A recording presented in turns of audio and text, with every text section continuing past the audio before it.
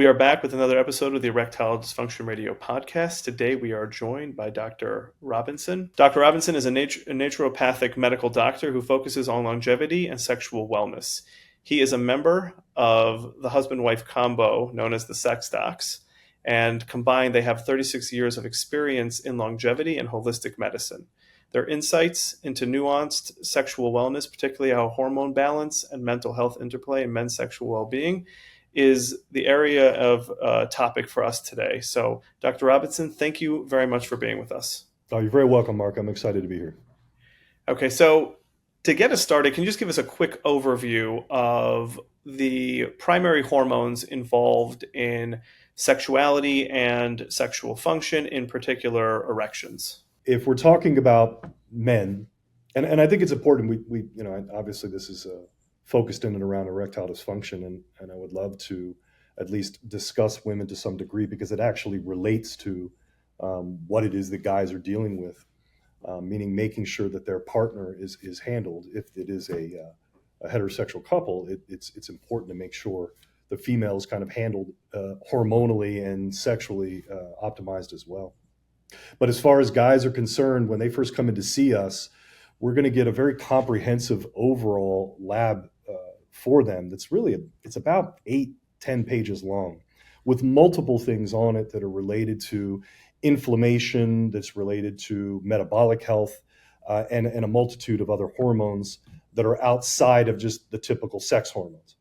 So I'm trying to give you that sort of overview. And then, but more specifically to answer your question, it's total testosterone, free testosterone, estradiol levels, and then we would, of course, check the prostate health in and around that. But kind of the three key hormones for men as it relates to their sexual well-being, erectile dysfunction, etc., it's going to be the total testosterone, free testosterone, and their estrogen levels, estradiol levels.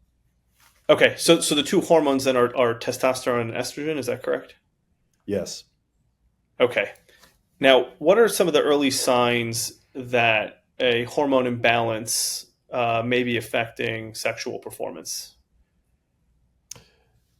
What happens with guys and women, they will have fatigue. They will have memory and focus issues, mood disorders of all kinds. I mean, I've worked with therapists for years, very often because what therapists will see is that they can do a lot with behavioral psychology and the various techniques that are used in therapy. And then they'll hit like a wall if that patient has some other underlying issue, whether that be thyroid, which thyroid is probably one of the most common things as it relates to mood disturbance, definitely sex hormone deficiencies like testosterone for men. So men will deal with, I would say the movie Grumpy Old Men. And they're grumpy, not because they have too much testosterone. They're grumpy because they don't have enough. So we often think, oh, guys, he's aggressive and irritable because he's all filled with testosterone. No, actually, testosterone helps to mitigate mood. It helps to mitigate stress resilience. It allows for stress resilience. It is a massive mitigator for dopamine. So it'll help you to produce dopamine, keep dopamine around. And as you know, I'm sure that dopamine is, I always call it the happy hormone. It makes us irrationally optimistic, which can be good if we're dopamine deficient. Obviously, in mania and all of that, you can be dopamine. You can be over dopamine, but yeah, certainly in the erection process, dopamine definitely plays a role for excitation, and the like. Correct. Okay, so it sounds like, again, fatigue, memory loss, mood, these are some of the things that might go in tandem with a sexual function issue that would be a sign that hormone imbalance may be playing a role. Yeah, and then also sort of other interplay hormone systems. Again, thyroid could be part of it. Probably more commonly with men, you'll see some type of dyslipidemia, which is the fancy word for just high cholesterol. There's also other metabolic issues like just weight gain. There could be excessive sugar, glucose that makes the hemoglobin A1C go up. And so they have what's called metabolic syndrome that I always say I've never once seen a guy who has sort of pre-diabetes, insulin resistance, and metabolic syndrome that doesn't have low testosterone. They're massively intimately related. And then that, of course, all in turn also affects their erectile function, because what's really important for erectile function is your endothelial system, and that's, again, the fancy word for the lining of the blood vessels. So we're thinking about heart, of course, when we're talking about blood vessels, but I would say the penis is the weather vane of the cardiovascular system. It is telling you what's going on the inside. So if you're beginning to have ED issues, even mild ED issues, that's the early signs of what might be going on inside with blood vessels and all of that. So we really approach that very accurately to be able to help with that too. Okay. Now, what role does testosterone play in the erection process? And I know that you kind of alluded already to its role in increasing dopamine or regulating dopamine. But beyond the arousal factors, does testosterone play any role in the erection process? For too long, men have been told that pills, supplements, and devices are the only way to manage and resolve erectile dysfunction. If you are one of the millions of men who know that their sexual function and overall experience is not just physical, EIQ is here for you. Our one-of-a-kind, self-guided e-course is designed to empower you to jumpstart your process of addressing performance anxiety, building confidence, and enjoying sex again. No gimmicks, no pills, just real solutions for men who want them. Try our course today at erectioniq.com. Very much so. So yes, just to reiterate what you said, there's, libido means the psychological desire and drive to want to have sex. So it's helping just at the level of the mind and the sort of drive for that, the sort of aphrodisiac approach to testosterone. But then beyond that, it is actually sending through central parts of the brain, hypothalamic. It's sending signals down through the CNS in order to induce erection. So testosterone's stimulating all of that, and again, from the brain all the way down. But then also more directly, what it's doing that would help with erections is it's increasing nitric oxide. So I was before talking about the endothelial system, this lining of the blood vessel. The lining of the blood vessel produces something called nitric oxide, incredibly important for blood vessel expansion, and testosterone stimulates that. So if you have a lack of testosterone, it's harder for you to make nitric oxide for the sake of an erection, because we want those blood vessels in the penis to be able to respond. Okay, so it goes way beyond the impact on dopamine and the arousal factors that testosterone is associated with. You're saying it also has actual physiological downstream effects at the nitric oxide level, and really is involved in the erection process, both in the penis side of it and in the brain. Yeah, very much so. And also, because testosterone also regulates not just skeletal muscle, but smooth muscle response. So now we're talking about what's happening in the penis, what's happening in the pelvic floor, which will help, of course, induce erection, maintain erection, help with the power behind ejaculate, and those kinds of things. It even increases the amount of ejaculate, all of that sort of interplay in the genitourinary system. Testosterone's a massive direct interplay. I mean, there's direct receptors at that level to testosterone, again, not just the brain, but we're talking about everything, below the waist is very much sensitive to the response of testosterone. Okay. Now, estrogen is generally associated with female sexuality, female sexual response. What role does estrogen play in male sexual health? Testosterone converts into estrogen or estradiol. And then estradiol has a couple of other estrogens that it breaks down into. But testosterone's converting into estrogen. And if we actually, there's studies that show that men with low libido and erectile issues don't just have low testosterone, they very often have low estrogen. It's sort of both of them together. So estrogen is also everything we've just already kind of described about testosterone. Estrogen is part of that as well. And so we tend not to think about that because we think about it as a female hormone. It's not a female hormone, it's a human hormone. Same thing with testosterone as it relates to women. We tend to not think about testosterone for women, and women have more testosterone in their body than they do estrogen. So it's incredibly important for women as well. But back to estrogen for guys, yeah, they need that for their bone health. They need it for their brain and mood stability health. And they need it for just overall libido. I mean, it has to be there. There's certain medications that will block estrogen.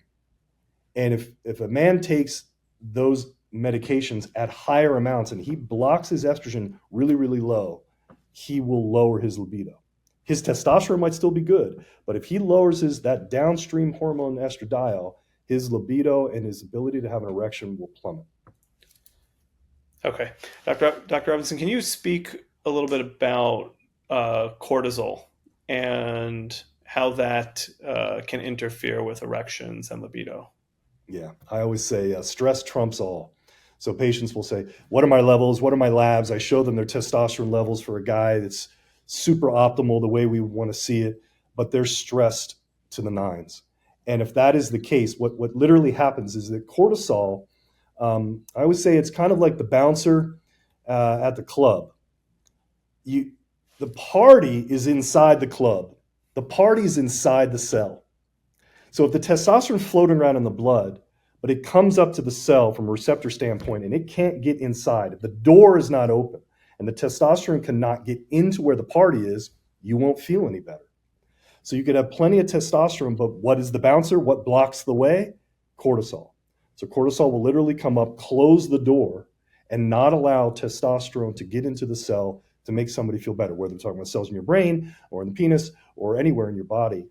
You won't feel as well. Now, cortisol is generally associated with a stress response. Is there a level that is measured in a blood test to assess baseline cortisol? Are there people that just have higher levels of cortisol floating around their body, or are we to assume that they just have a more sensitive response to stress or are more stressed out? Great questions there. Yes, they could just have an overall high amount. Very much so, yes, they could have a receptor site sensitivity to catecholamines in general, adrenaline, epinephrine, norepinephrine, all of those, cortisol itself, all of those catecholamines can be hypersensitive at the receptor level for people. So like the littlest thing sets them off because just a little bit of that cortisol or that response could set them off. But generally speaking, if you're asking about a level, when it comes to measuring cortisol levels, I'm not a big fan of serum levels of cortisol. We can check it. There's conditions called Addison's disease, which is a very distinct low level of cortisol. It's a very serious problem. And then there's something called Cushing's disease, which is an excessive amount of cortisol, all of which can be measured pretty accurately in the blood. But those are extreme conditions. But this idea of what maybe you're describing, the person who's just under a lot of stress, they're going to not be Addison's or Cushing's. They won't be this super low or super high amount. They'll be sort of gray in the middle, but it's still a physiological problem for them. So what we do is we don't usually use cortisol in the serum, in the blood, to tell. We use a salivary test for that. So really the gold standard in research anyway is using salivary cortisol. So this is saliva. The patient will spit into 4 different tubes that they will spit throughout the day and into the evening. So it's showing a true circadian rhythm of the up and down of cortisol in a far more accurate way. Plus, if you're stressed out because you're just getting your blood drawn, that will make your cortisol go up just because patients say, I hate getting my blood drawn. Well, that will artificially make cortisol go up at the moment in which they draw the blood. But if they're sitting there comfortably in their own home, because that's what we do, we give them the kit, they go home, they pick a particular day where they're not going to be stressed, and they just spit in this tube. Very uninvasive, so it's easy for them to do, and then the results are far more accurate. So then if they have high levels, we have ways of helping with that, herbal, hormonal, to be able to help nutritionally, to be able to help with where they might have imbalances in cortisol. Okay, so I was going to just ask exactly about that because cortisol is a topic that we in the psychogenic or psychological world of all of this are very much steeped in. While we again to varying degrees maybe may have some impact on T levels or estrogen levels, based on how our thinking and our emotional states impact the body. But with cortisol, like it's considered to be a very direct response between how stress is managed and release of cortisol outside of, again, people that have certain biological conditions and whatnot. So how exactly is cortisol regulated, and in particular for men, let's say, who experience like acute performance anxiety, like is there any like in the moment way of medicinally regulating those cortisol levels? So if you're saying in the moment of intercourse now, we're talking about in the moment of any kind of Well, stress. like performance anxiety is really it's tricky because men experience it differently. So some men start to feel it, 2 hours, 3 hours in Really, anticipation yes. of getting together with their partner. So there is, if it's exactly in the moment, I don't expect the medical community to have like quick acting cortisol reversal medication that would be readily available for everybody next to their bed. But in terms of like, that those, sometimes it's significant amount of minutes to hours in advance where guys are experiencing that performance anxiety already start to run through them, or like an anticipatory anxiety. So to that end, like, is there a cortisol regulator that is available for men? Like, There is, and this would be one that you would be familiar with. It's SSRIs. So what can be done is that you can utilize certain SSRIs will actually help, because one of the side effects of SSRIs is actually lowered libido in both men or women. So if you use it situationally, not in an ongoing way, but situationally, an hour or two before expected intercourse, that will actually help with the performance anxiety. And it is one of the known treatments for premature ejaculation for men. yes, okay, just good to know. We've talked about SSRIs on this podcast extensively in other episodes because they got a lot of impact in the sexual function realm, both for good and for enhancing some challenges. So certainly we can get further into that at some point. But so I want to come over to like the interventions and treatments for testosterone and estrogen. So can you tell us a little bit about like how testosterone replacement therapies work, and in particular how they help with libido and erectile function? So, I mean, the key to the whole thing for, let's say, erectile dysfunction, to answer that question first, is the proper dose, the proper amount, dosing, the proper type of testosterone, and delivered in a way that is going to be consistent in their body to where they get then consistent physiological change and results. And that's what you definitely want. And that when you have optimized testosterone, you will have usually optimized libido and therefore erectile function. Not always, but generally speaking, it does help that way for almost all guys, especially in the very beginning. Let's say in the beginning, 40s or 50s. Testosterone should be the foundation of therapy for men when, right at the very beginning, when they're thinking, I got some mild ED or some performance anxiety, any of those kind of things. So testosterone. But more specifically, I do testosterone replacement therapy in two main ways. I use subcutaneous hormone pellets. So these are small pellets, about 200 milligrams, they're about the size of an eraser head. And men will get 6 to sometimes as many as 10 of those pellets placed subcutaneously underneath the skin on the side of the hip. So it's a very simple, minor surgery procedure that is done. It takes 5 minutes to do it. And the pellets are placed underneath the skin in a painless way. And then those pellets will then secrete testosterone consistently for 4 to 6 months. So it's a set it and forget it. The pellets are there. The hormone is gradually being, released based on metabolic rate, based on exercise levels, but it's always there for you. It's a very profound way to be able to deliver hormone because you get that consistency. If pellets are not an option for a guy who doesn't want that, then we will do injections. But injections is a pretty common way to do testosterone replacement therapy, but I've developed a way to do it using a subcutaneous needle. So instead of the larger intramuscular needle that is more classically done, let's say once a week for a guy, we will take a smaller needle and split the dose in half, and they do a twice weekly injection, subcutaneous into the stomach fat. And very, very simple injection. This all can be self-administered. We teach them how to do it at home, and that will keep the levels incredibly consistent as well. So the upside of the pellets is you set it and you forget it. A guy comes maybe 2, never more than 3 times a year to have his procedure done.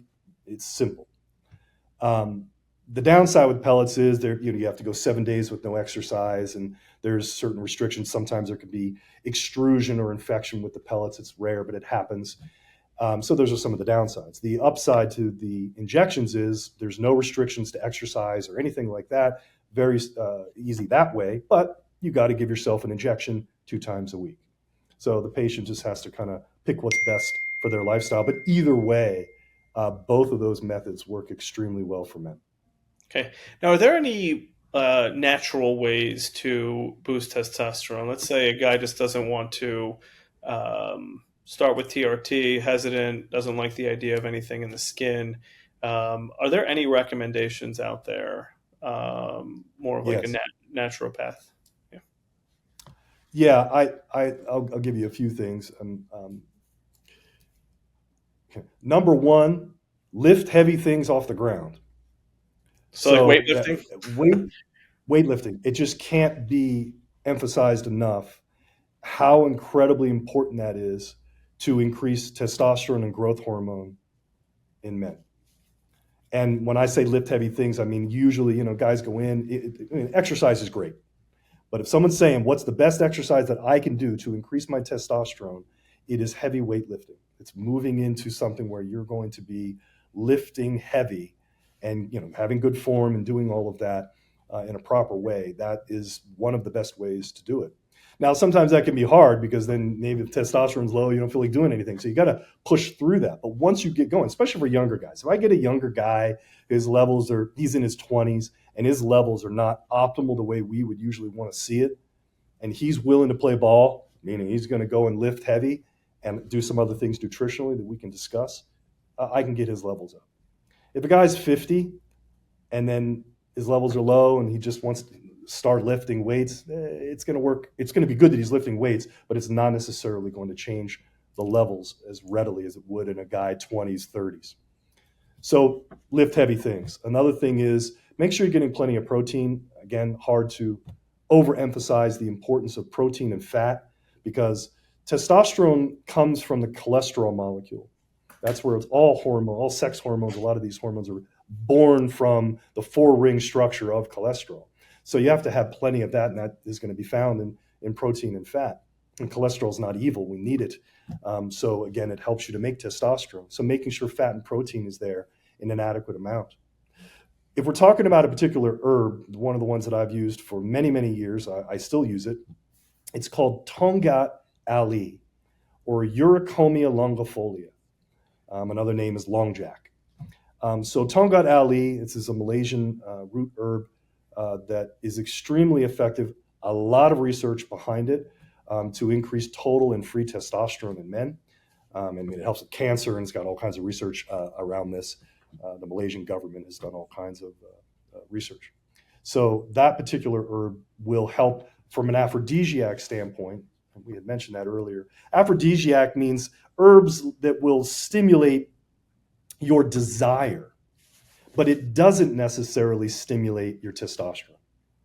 So sometimes those herbs are sort of touted as, oh, it's going to increase your testosterone, but usually what it's doing, it's setting up a central nervous system response, perhaps even a catecholamine response to have libido and from an aphrodisiac standpoint, but it's not really increasing your testosterone. Tongkat Ali Longjack actually impacts T levels. Correct. One of the unique ones. So horny goatweed, that's another one. That's not really increasing. It's touted as for testosterone, and it's not really doing that to any appreciable amount. Is it an aphrodisiac? Sure. But Tongkat Ali is the one that's far more proven, and that's the one that I will go to for a guy, again, younger, 20, 30s, trying to do it naturally. But I'm 52, and I still take those things.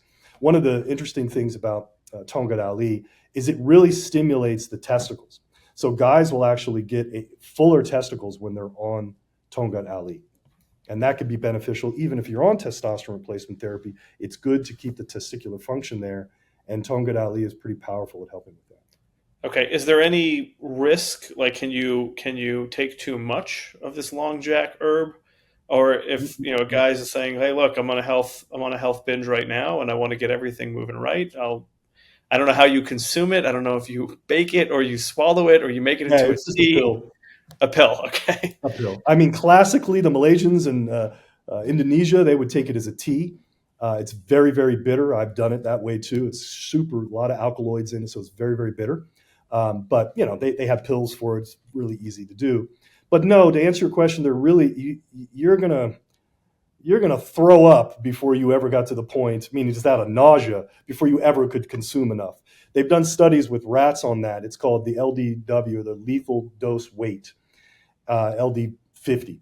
So how much do you have to give the rat in order to kill 50% of the rats? So they call it the lethal dose weight for 50%. Mm-hmm. And I forget what the number was. It was some crazy high number. They eventually started killing the rats after they gave them these crazy amounts. But it, for the most part, didn't kill them. All they had was the side effect of really big testicles.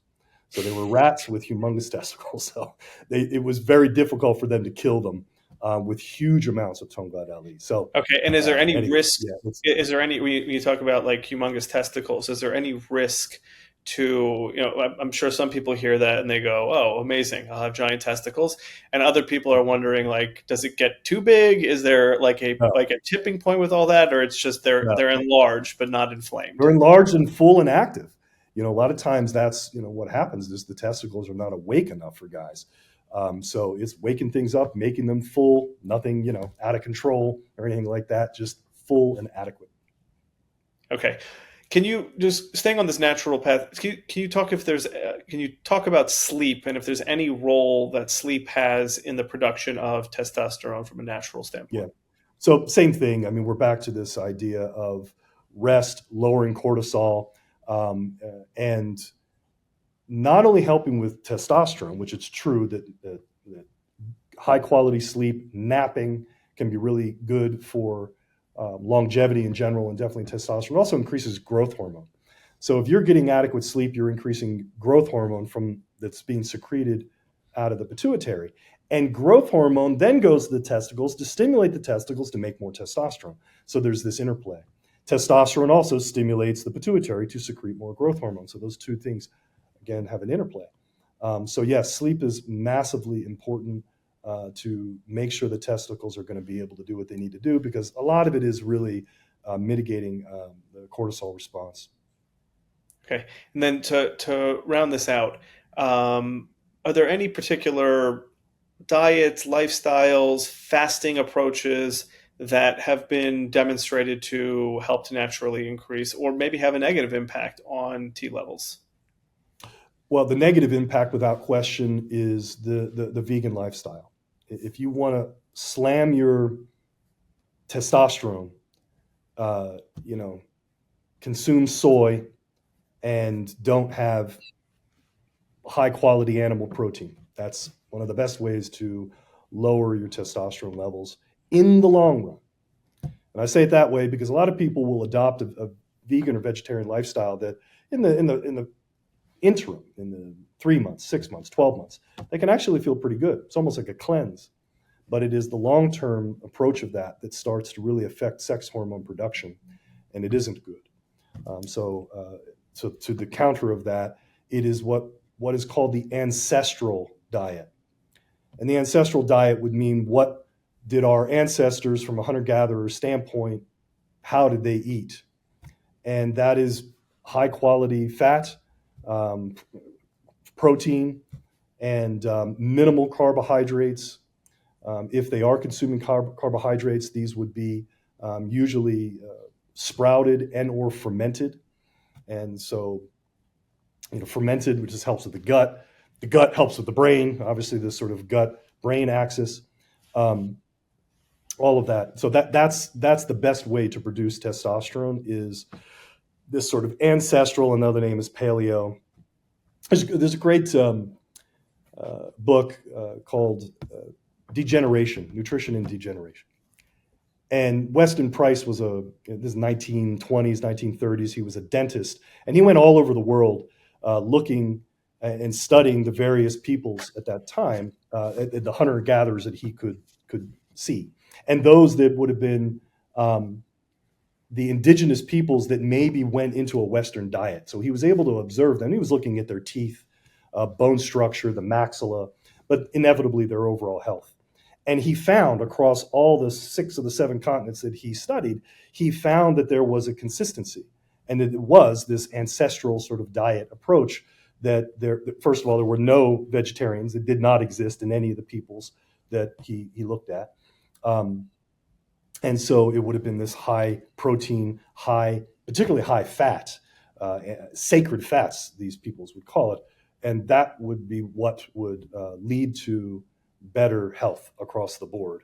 If they then switched from that diet and went into a traditional Western diet, you would literally see them generation over generation decline. Their jaw would change, their dentition would change, they would start to get obese. I'm right here in Arizona. The most commonly indigenous people studied literally in the world are the Pima Indians, that the reservation is just across the street from me here, and massive problems with obesity and diabetes.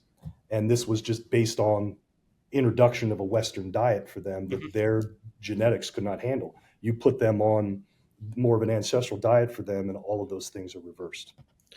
It's really, really, really fascinating. So I guess to wrap this up, and I assume this question is not a fair or easy to answer question, but is there a particular protocol that you go through, like with your patients? And assuming that a patient turns to you and saying, I don't have any particular way of doing this, I'm open to all options. Like, is there let's try this naturally first and then move over to TRT, or do you do that based on T levels? Like, do you make an assessment about what you think would be like the most effective, sustainable way to help a person raise their testosterone levels? Yes. Again, like you said, kind of a big question, but here's what I would say. It's a very comprehensive approach. So everything that I do, I'm looking at it comprehensively. I'm attempting to have discussions with them about how they feel mentally and emotionally. I'm wanting to spiritual things. I mean, whatever, I'm looking at the person as a whole. But even from, let's say, the hormonal standpoint, we have a comprehensive approach on how we're approaching the hormones. So I'm looking at the testosterone, estrogen. We're looking at oxytocin as well. That was one hormone we didn't really talk about. And I'll prescribe oxytocin, which has a whole lot to do with erections and bonding and libido. So we're looking at a comprehensive approach. But to kind of answer your question, if the guy's younger, I'm going to try to see if we can do it nutritionally and optimizing, get through exercise and those types of strategies, herbal, whatever. So it depends on the age. Again, a guy comes in, he's well into his 40s, certainly he's above 50. Above 50, the capacity to make testosterone goes down at the testicular level. It's almost like on a graph, it's almost like a drop off. You're like 20, 30, 40, you get 50, and it just goes down, the capacity to make it. So that's why, I'll do some things to try to help the testicles to kind of get going. But if he's going to want to get that change, it's like a real TRT. I'm going to go right. I'm going to the testosterone, but I'm still going to talk about the diet the same way I would if he walked in and he was 25. I'm still going to say the same things because all of that's going to support not just his testosterone, his ability to make what he can make, but it's going to make the therapy work better. It's going to make him work better. We're going to look at it comprehensively. I mean, what I'm gathering in summary is there's benefits for anybody at any age to the natural, like the weightlifting, the protein, the fat. Like there's good like benefits to this. It could also help with just natural capacity, maximizing that out. But it sounds like younger men would benefit from this more because their capacity is higher on the Correct. natural end, whereas like older men, as they're like moving into their 50s, 60s, and whatnot, their ability to produce testosterone is in decline. And it Yes. sounds like it's pretty precipitous. So It is. they would benefit less from this directly in terms of T levels because of capacity limitations, but also something that you would recommend whether people are on TRT or not. Great summary. That's exactly how I would approach it. Yes. Okay, Dr. Robinson, again, thank you very much. This is really like eye-opening and enlightening for me. We've spoken about tea in like past episodes, but this kind of gave a whole different angle to it. I really, really appreciate your time coming on and joining us here. Yeah, it was a lot of fun, Mark. Thank you so much.